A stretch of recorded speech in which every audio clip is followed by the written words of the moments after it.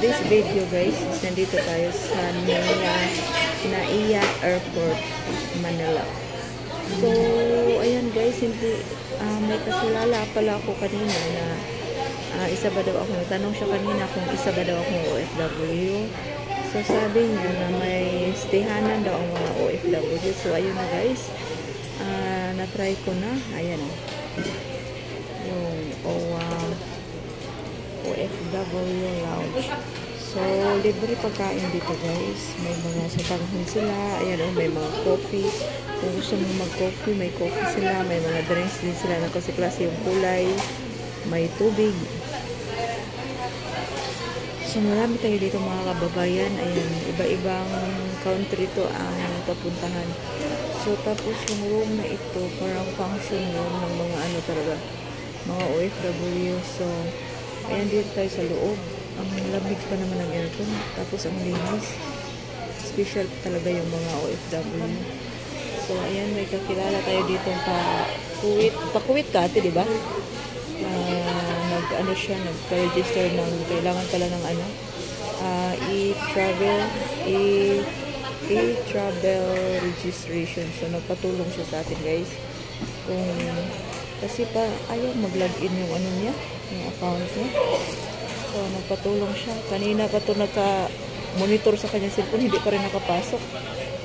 So, parang ang problema yung niya, yung Gmail at saka yung number. Kasi kanina nag-register din ako. May register din ako before ako umuwi dito galing sa Singapore. Pero iba din pala sa Singapore. Parang pareho lang, pero kung saan ka pumunta, mag-register ka kung saan ka pumunta na country. So, ayan na. Mamaya kakuha tayo ng makain natin. May doon, may sotanghon. Chicken sotanghon at saka may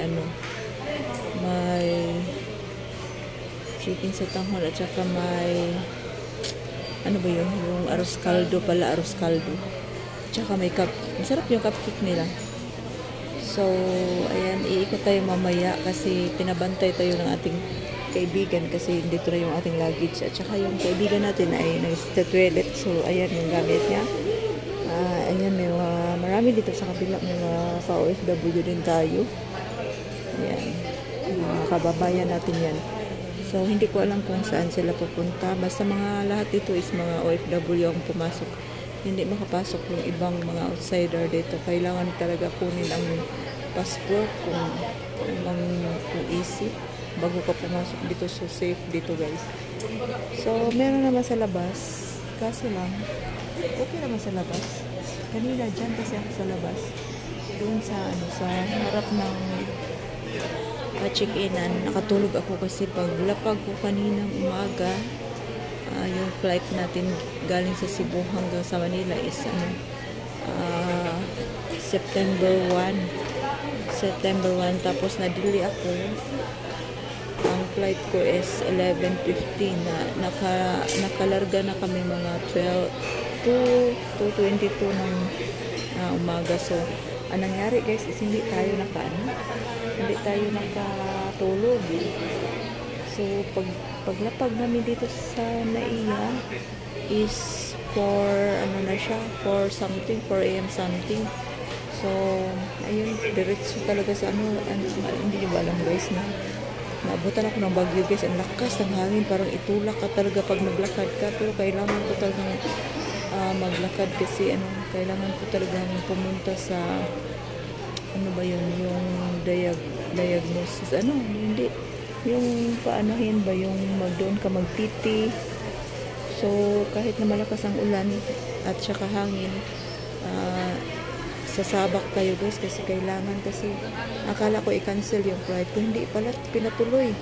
So buti na lang ngayong hapon paglapag ko mga morning, grabe ang lakas ng ulan at saka ang pinakalakas yung hangin. So nabasa ako kanina. Tapos pagbalik ko sa agency, basang-basa pa ako. Hindi kasi ako nakadala ng payong. So ang nangyari is nabasa. Ayun, nabasa ako. Tapos pagbalik ko na, doon na ako nakabili ng payong. So, na-late yung lunch ko o yung breakfast ko. So, naano na ako na napasma. Masakit yung ulo ko kanina. Buti na lang may Girl Scout dito yung DJ Love Nyo.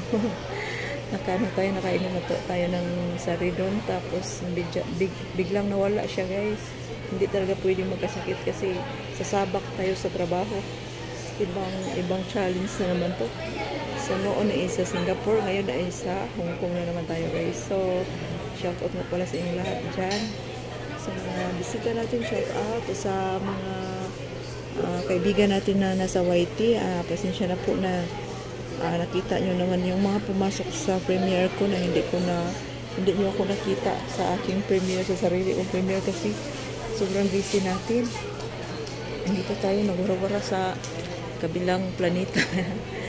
So, ayan ang nangyari, guys. So, ngayon is nakapunta na kami dito sa talagang special talaga yung mga OFW. Ayan, ang lamig pa dito. Ang sarap sa feelings dito pa, higa-higa. So, naghintay tayo ng ating flight. Bukas pa ako ng umaga. September 3. So, maaga tayong flight natin. Mga 7 a.m. 7:15. So, yun, medyo nawala-wala na yung sakit ng ulo ko kasi nakatulog na ako kanina. Talagang bumigay talaga yung katawan ko kanina kasi imagine guys, kagabi pa ako walang tulog kasi na-delay yung flight. Maka lang ako ba, maka-idlip ako, pero iba talaga yung tulog na kailangan talaga natin na matulog na maayos. So, ayan, nakatulog ako. Paglapag ko dito sa Terminal 3, pumasok ako, tapos parang ayoko din magkuha ng bed spacer kasi may mga murang bed spacer dito. Sabi ng kaibigan ko, marumi daw. So, may nag-advise naman sa akin na dito na lang sa, doon ka na lang sa airport. Doon ka na lang sa toilet. Magbihis ka na lang doon. Huwag na lang maligo. Basta makabihis lang. So, ayan ang ginagawa ko. Okay naman. Kasi aircon din dito. Tapos, kaso lang maraming tao. Pero sanay naman tayo sa mga ganyan. So, hindi pwedeng maarte tayo. Kasi, mas maganda din dito. Kasi malalaman mo kung anong flight mo. Yung oras ng mo. Hindi ka madili. So, kasalanan mo na yun pag madili ka. Kasi nandito ka na sa airport. Tapos madili ka pa. So, ayan na. Dito na tayo. At may kaibigan pala ako. Taga saan ka, Day? Bacolod. Bacolod. Magandang babae. Kakilala natin dito. Pa Hong Kong din siya. Pero siya yung mauna sa atin na mag-flight. 3 something AM yung flight niya. So, siya ang mauna. So, syempre, tayo ay friendly na tao. Mabilis tayo makahanap ng mga kaibigan. So, ayan, mga kababayan tayo dito. So, maraming salamat sa inyong panood dyan. At sa mga hindi pa naka-experience dito sa OFW Lounge sa NAIA, ayan, puntahan nyo na guys. Ang ganda talaga at ang linis. At napaka-relax ng place dito. So, maraming thank you sa mga nanood. Shout out sa inyong lahat. I love you all.